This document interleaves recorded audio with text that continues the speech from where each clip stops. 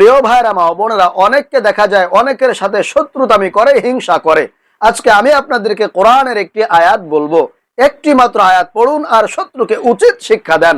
এই একটি পাঠ করলে দেখবেন শত্রু আপনার কোনো কিছু করতে পারবে না, শত্রু দমন হয়ে যাবে, দুর্বল হয়ে যাবে। কিছু মানুষ আছে দেখবেন আপনার ভালো দেখলে হিংসা করে। এটা আমাদের দেশের মানুষের মধ্যে অনেক বেশি দেখা যায়। এটাকে কুকুরের স্বভাব বলা হয়েছে। দেখবেন একটা কুকুর একা একটা গরু খেতে পারবে না, সে জানে এটা পচে যাবে, নষ্ট হয়ে যাবে, তারপরও এখানে অন্য কুকুরকে আসতে দেয় না। তদ্রূপ মানুষের মধ্যে এমন মানুষ আছে যে আমি এটা পাবো না, তারপরও এটা তোমাকে পেতে দিব না, এরকম মানুষ কিন্তু আছে। এজন্য রাসূলুল্লাহ সাল্লাল্লাহু আলাইহি ওয়াসাল্লাম হাদিসে বলেন, মান সালিমাল মুসলিমুনা মিন লিসানিহি ওয়া ইয়াদি। রাসূল বলেন, ওই ব্যক্তি আমার উম্মত নয় যেই ব্যক্তির হাত এবং মুখ দ্বারা অপর মুসলমান নিরাপদ নয়। অথচ আল্লাহ তাআলা পবিত্র কোরআন আল কারীমের সূরাতুল হুজুরাতের মধ্যে বলেন, ইন্নামাল মুমিনুনা ইখওয়া ফাআসলিহু বাইনা আখাওয়াইকুম। একজন মুসলমান অপর মুসলমানের ভাই, সুতরাং তোমরা একে অপরকে মিলিয়ে দাও, তোমরা একে অপরের প্রতি সদয় হও। অথচ আমাদের একে অপরের প্রতি ঘৃণ্য মনোভাব, হিংসাত্মক মনোভাব কাজ করে। আমরা একে অপরকে ক্ষতি করার চেষ্টা করি, এটা কিন্তু একদমই করা উচিত নয়। এজন্য প্রিয় ভাইরা মা বোনেরা, যখনই দেখবেন কেউ আপনার শত্রুতামি করতেছে, আপনার ক্ষতি করার চেষ্টা করতেছে, আপনার পিছনে লেগেছে, সঙ্গে সঙ্গে আপনি কোরআনে পাকের এই আয়াতটি পাঠ করবেন। দেখেন, শত্রু কিন্তু সবার আছে। আমাদের নবীজিরও শত্রু ছিল, ইব্রাহিম নবীর শত্রু ছিল, নূহ নবীর শত্রু ছিল, মূসা নবীর শত্রু ছিল, হযরতে জাকারিয়া আলাইহিস সালামেরও শত্রু ছিল। হযরতে জাকারিয়া আলাইহিস সালামকে শত্রুরা করাত দিয়ে কেটে একেবারে দুই টুকরো করে ফেলেছিল, নাউযুবিল্লাহ। মূসা নবীর ব্যাপারে আপনারা জানেন, ফিরাউন তাকে কি পরিমাণের কষ্ট দিয়েছিল, নির্যাতন করেছিল। নূহ আলাইহিস সালাম যখন নামাজ পড়তেন, শত্রুরা পিছন দিক থেকে কুঠারাঘাত করতেন, নাউযুবিল্লাহ। এবং হযরতে ইব্রাহিম আলাইহিস সালামকে শত্রুরা অগ্নিকুণ্ডে নিক্ষেপ করেছিল। এবং আমাদের নবীজিকেও মক্কার কাফেররা, আবু জাহেল, উতবা সাহেবরা কি পরিমাণের কষ্ট দিয়েছিল, নির্যাতন করেছিল। এজন্য প্রিয় ভাইরা মা বোনেরা, শত্রু থাকতেই পারে, শত্রু থাকাটা স্বাভাবিক। তবে সেই শত্রুকে মোকাবেলা করা, শত্রুকে দমন করার ক্ষমতা, পাওয়ার আল্লাহ পাক রব্বুল আলামিন কোরআন আল কারীমের মধ্যে দিয়ে দিয়েছেন। এজন্য যে আয়াতটির কথা বলতেছিলাম, এই আয়াতটি আপনারা শুধুমাত্র 3 বার পড়বেন, ইনশাআল্লাহ শত্রু দমন হয়ে যাবে, দুর্বল হয়ে যাবে, এমনকি আপনার পায়ে ধরে ক্ষমা চাইতে বাধ্য হবে, কান্নাকাটি করবে। জীবনে কোনোদিন আপনার ক্ষতি করার, আপনার পিছনে পড়ার দুঃসাহস করবে না। আপনাকে দেখলে সালাম দিবে, সম্মান করবে ইনশাআল্লাহ। প্রিয় ভাইরা মা বোনেরা, কারণ এটি পবিত্র কোরআন আল কারীমের আমল, আর কোরআনে আমল কখনো মিস হয় না। বুলেট মিস হতে পারে, কোরআনে আমল কখনোই মিস হতে পারে না। সেই বিশ্বাস নিয়ে, ইয়াকিন নিয়ে, নবী করিম সাল্লাল্লাহু আলাইহি ওয়াসাল্লামের মহব্বত নিয়ে আপনারা আমলটি করবেন, ইনশাআল্লাহ আপনি উপকৃত হবেনই হবেন। তো এই আমলটি করার জন্য প্রথমে আপনাদেরকে ওযু করে নিতে হবে, আর ওযুর শুরুতে বিসমিল্লাহ পাঠ করবেন। কারণ নবী করিম সাল্লাল্লাহু আলাইহি ওয়াসাল্লাম বলেছেন, যে ওযুর মধ্যে বিসমিল্লাহ পাঠ করা হয় না, ওই ওযুটা পরিপূর্ণ হয় না, অসম্পূর্ণ থেকে যায়, ওই ওযুর মধ্যে কোনো সওয়াব পাওয়া যায় না। এজন্য অবশ্যই বিসমিল্লাহ পাঠ করে আপনারা ওযু শুরু করবেন। আর ওযু যখন হয়ে যাবে, তখন আকাশের দিকে তাকিয়ে কালিমায়ে শাহাদাতটা একবার এইভাবে শাহাদাত আঙ্গুলে আকাশের দিকে উঁচু করে একবার পাঠ করবেন, এইভাবে, আশহাদু আল্লা ইলাহা ইল্লাল্লাহু ওয়াহদাহু লা শারীকা লাহু ওয়া আশহাদু আন্না মুহাম্মাদান আবদুহু ওয়া রাসূলুহু। এই আমলটা করলে আল্লাহ তাআলা বলেন, ও আমার বান্দা বান্দিরা, যারা যারা এই আমলটি করেছো, আমি আল্লাহ তোমাদের জন্য জান্নাতের 8টি দরজা খুলে দিব। যে কোনো দরজা দিয়ে চাইলে তোমরা হাসরের ময়দানে, কিয়ামতের দিনে জান্নাতে প্রবেশ করতে পারবে।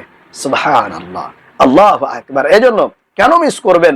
যখনই ওযু করবেন, শুরুতে বিসমিল্লাহ পাঠ করবেন, আর ওযু হয়ে গেলে আপনারা কালিমায়ে শাহাদাতটা এইভাবে পাঠ করে নেবেন।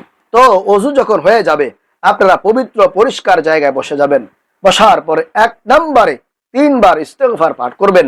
নিজের গুনাহের কথা, অন্যায়ের কথা, পাপের কথা স্মরণ করে করে আল্লাহর কাছে ক্ষমা চাওয়ার জন্য, আল্লাহ তাআলাকে সন্তুষ্ট করার জন্য 3 বার আপনারা ইস্তেগফার পাঠ করবেন এইভাবে, আস্তাগফিরুল্লাহাল্লাযী লা ইলাহা ইল্লা হুয়াল হাইয়ুল কাইয়্যুম ওয়া আতুবু ইলাইহি আস্তাগফিরুল্লাহাল্লাযী লা ইলাহা ইল্লা হুয়াল হাইয়ুল কাইয়্যুম ওয়া আতুবু ইলাইহি আস্তাগফিরুল্লাহাল্লাযী লা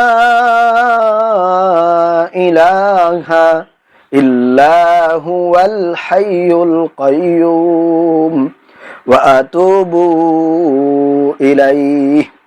এই ইস্তেগফার পাঠ করলে আল্লাহ তাআলা আপনার জীবনের যৌবনের যত গুনাহ আছে আল্লাহ তাআলা ক্ষমা করে দিবেন, যদি আপনি মন থেকে আল্লাহর কাছে ক্ষমা চাইতে পারেন, অনুতপ্ত হতে পারেন। এরপরে আপনারা 3 বার নামাজের দুরুদ ইব্রাহিম পাঠ করবেন, আল্লাহ রসুলকে খুশি করার জন্য, সন্তুষ্ট করার জন্য, আল্লাহ রসুলের মহব্বত নিয়ে, ভালোবাসা নিয়ে। প্রিয় ভাইয়েরা মা বোনেরা, একবার যদি আপনি আল্লাহ রসুলকে খুশি করার জন্য মহব্বত সহকারে দুরুদ পাঠ করতে পারেন, তাহলে আল্লাহ তাআলা আপনার আমল নামায় সঙ্গে সঙ্গে 10টি নেকি লিপিবদ্ধ করে দেন, 10টি গুনাহ খাতা আপনার আমল নামা থেকে কেটে দেন, মুছে দেন, এমনকি আপনার মর্যাদা আল্লাহ তাআলা 10 গুণ বৃদ্ধি করে দেন, এবং আপনার নাম, ঠিকানা, পরিচয় সকল কিছু আল্লাহ রসুলের কাছে পৌঁছে দেন। আল্লাহু আকবার।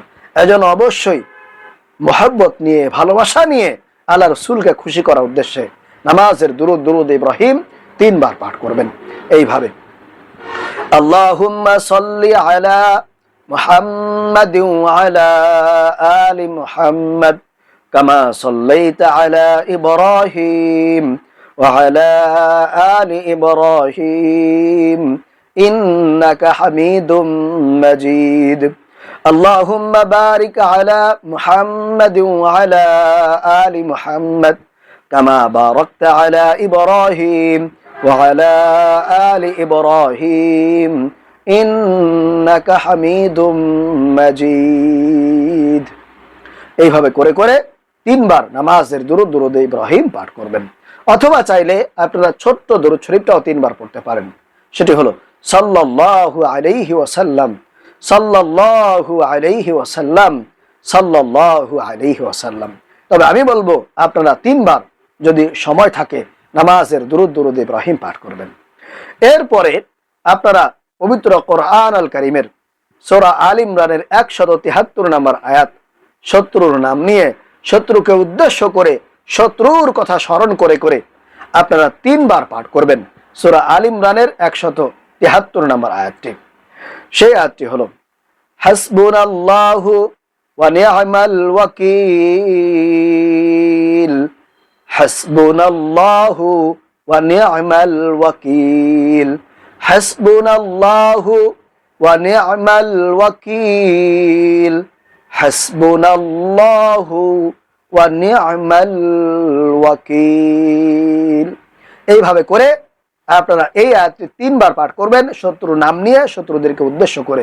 আপনার যত শত্রু থাকুক না কেন, সমস্ত শত্রুদেরকে উদ্দেশ্য করে এই আয়াতটি পাঠ করবেন। ইনশাআল্লাহ কোরআনে আমল কখনো মিস হতে পারে না।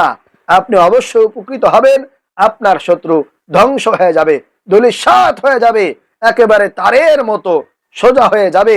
জীবনে কোনোদিন আপনার ক্ষতি করার, আপনার পিছনে পড়ার দুঃসাহস করবে না ইনশাআল্লাহ তাআলা।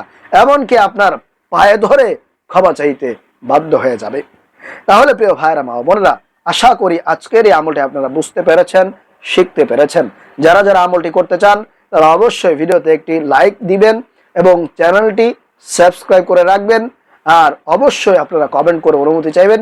ইনশাআল্লাহ আপনাদের প্রত্যেকের জন্য খাস করে দোয়া করি, যাতে করে আল্লাহ রাব্বুল আলামিন আপনাদেরকে শত্রুর ক্ষতি থেকে বেঁচে থাকার তৌফিক দান করুন। আমিন।